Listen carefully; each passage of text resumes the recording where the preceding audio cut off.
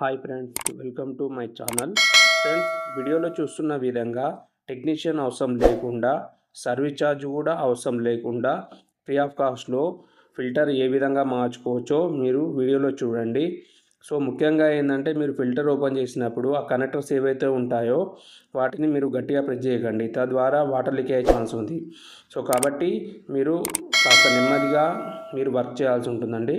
So నేను change చేస్తున్నది ఏంటంటే మెమ్బ్రేన్ ఫిల్టర్ అండి. మెయిన్ ఫిల్టర్ వాటర్ టెస్ట్ మారేది సేమ్ ఇదే ప్యూరిఫికేషన్ ఇదే స్టేజ్లో జరుగుతుందండి. సో ఆ ఫిల్టర్ అనేది చూపిస్తున్నాను.